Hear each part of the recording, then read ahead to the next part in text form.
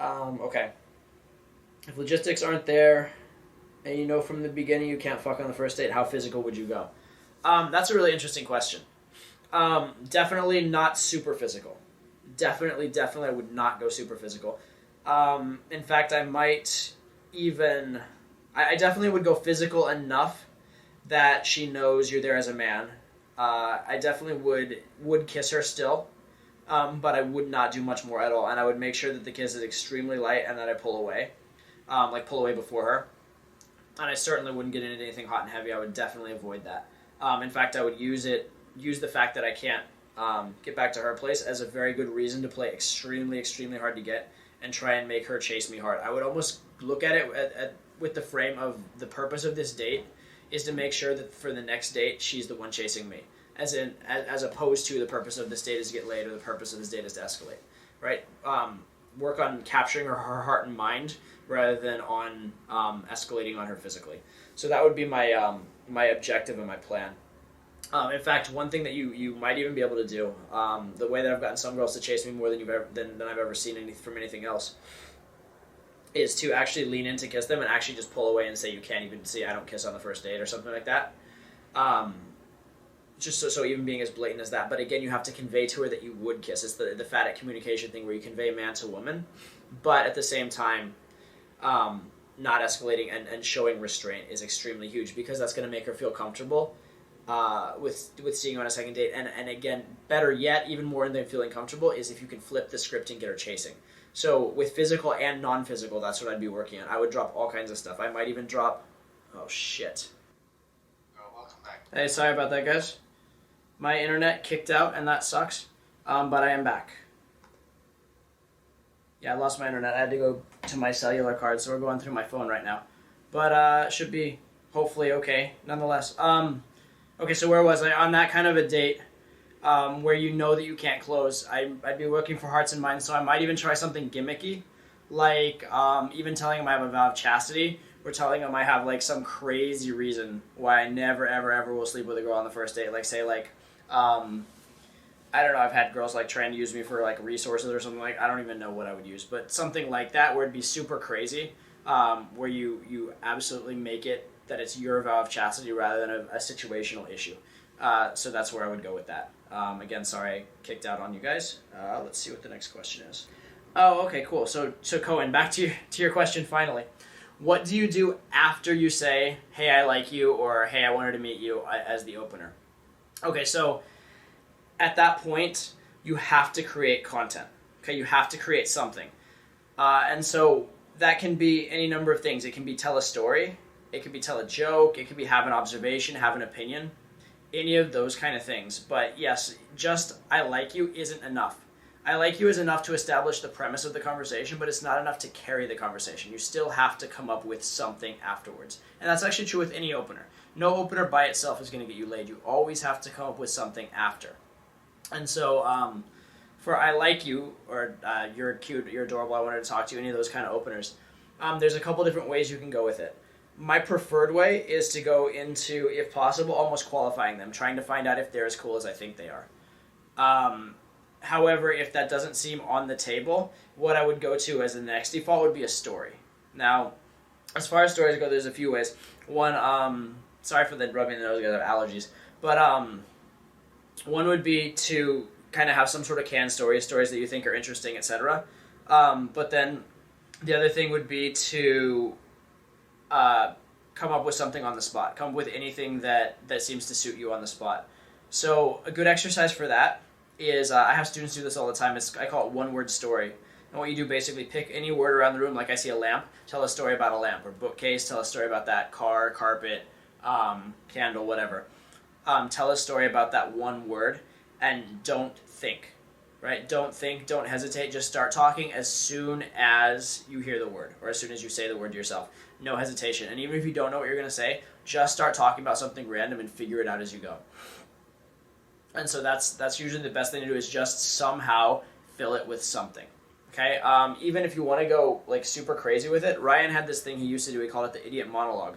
And basically what he would do on the open is he would monologue the situation. He would narrate every aspect of the situation that he could possibly think of and just put it all out there one after another.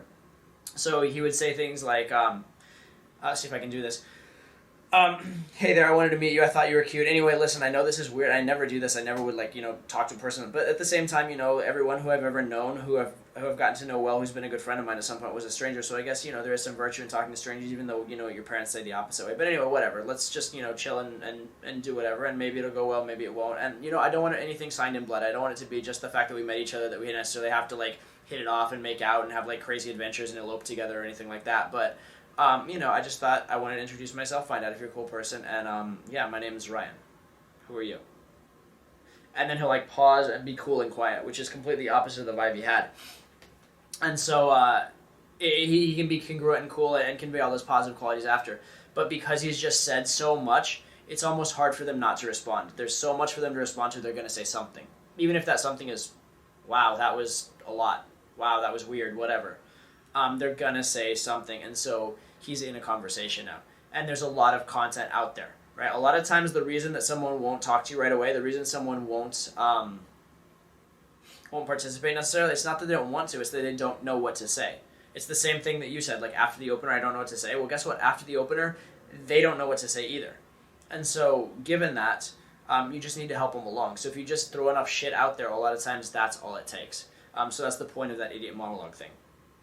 Also, in the idiot monologue, he's doing another thing that he calls sneaking it past the goalie, which is he's putting out so much information at once that they can't object to all of it. So they could react negatively to some of it, negatively to other parts, but they can't possibly react negatively to all of it. So some of it has to get through. So that's the other idea there, is sneaking it past the goalie. But yeah, in terms of what to say after the open, anything, but make sure that it's proactive. Make sure that it's not questions. Make sure it's not where are you from, what do you do, how old are you, that kind of stuff, because that's just going to kill the momentum, especially if you went direct. If you go direct and then go to small talk, that's pathetic. That's super pathetic. That doesn't work. It's just like, hey, what's up? I wanted to meet you. You seem really cool. So, about that weather. It's just so incongruent. If you're super logical and you have to stay on topic, after I thought you were adorable, I want to meet you, at least say, like, who are you? Or be like, well, unfortunately, I have to leave in a second, but if I had more than, like, 5 minutes to talk to you, what would I find out about you that would make me have a crush on you or hate you? Something like that. So at the very least, do the forced qualifier, which is it's gonna come down like a ton of bricks, and a lot of times they won't react well to it, but the times they do react well to it, at least the conversation is going in a positive direction, and it's going in the direction that you want it to, which is getting to know the girl and her qualifying herself. So at least you give yourself a chance of having it succeed in that regard. So that's pretty good. His old PC couldn't handle the awesomeness. That's funny. Okay, let's see. What is the first thing you should do when you realize you are getting into your head or overthinking during interaction? I'm going to answer that question backwards. Instead of saying the first thing you should do, I'm going to tell you the first thing you shouldn't do, which is judge the situation. Okay? Don't judge the situation. Just realize it is what it is. First of all, it'd be better actually if you weren't even aware of it. It'd be better if you didn't even notice. But given the fact that you've already noticed in this situation, don't judge it. Just instead of being like, oh, damn it, I'm an idiot. I got in my head, this sucks, I'm a loser. Don't be like that. Instead, just say, look, that's interesting. I'm in my head now. Okay, cool. Well, I'm just going to do the best I can with it. And then I'm going to take a positive step. And what is a positive step? Usually it's, again, similar to Off the Open, telling a story, carrying the conversation in some way, leading, having an opinion, whatever. So what I would do in that situation is, first of all, don't judge it. Second of all, take one positive step. Just take one positive step and realize that it doesn't have to be amazing. What I would recommend to anybody, if you want to learn to game out of state, what I recommend is that you become a really good storyteller, right? And become a really good storyteller when you're bored. Be able to just tell a story to a recording device when you're super bored, you're super out of state, and make that story interesting. Because if you can do that, that means that even at your absolute worst, you have the communication skills necessary to carry the conversation somewhere, to buy yourself a minute, 2 minutes, 3 minutes, whatever, to get yourself back into the groove and to get some positive feedback and realize that whatever you're doing isn't that bad and she's still staying around and she still likes you. So learn to buy yourself time if you're worried about that sort of thing. Learn to work on your general public speaking skills.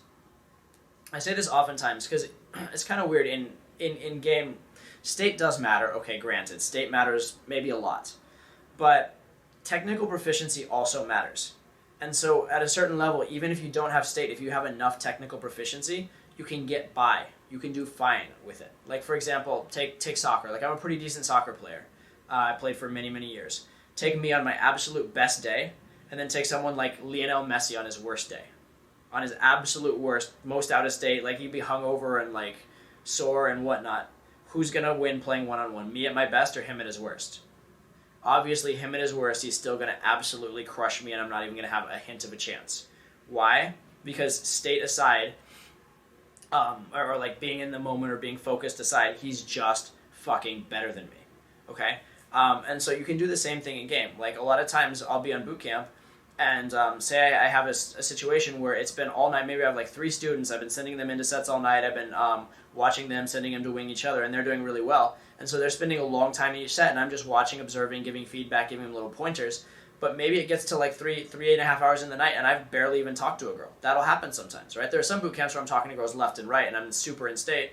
There's some boot camps where I've barely even talked to anyone. At the end of a night like that, in a weird way, my students are kind of like, it almost seems like they'd be better than me.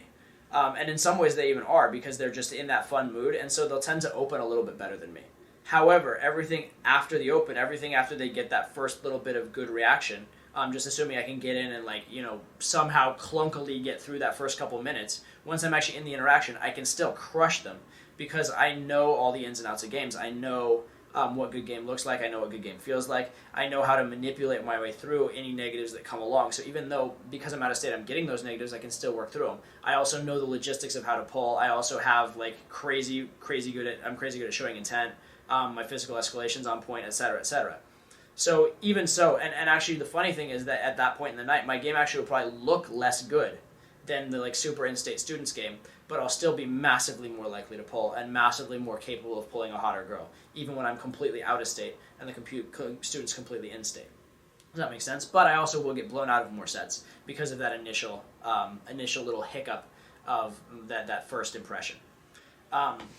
So the point is that you should be able to work your way through the state issue. And in the short run, if you can't do that, that's, when you get to like expert level, you can do it. In the short run, if you can't do that, just don't judge it and treat it as a learning experience. Recognize that it's important to be able to game out of state also, right? There are times when you get a girlfriend when you're not going to be in state. Or you're going to have to like be the guy that like, if your girlfriend says something to you, don't know the response, you have to run to the bathroom, do like 10 jumping jacks, laugh out loud, like smile at yourself, like dance back and forth, and then run back and talk to your girlfriend. And that's fucking weird.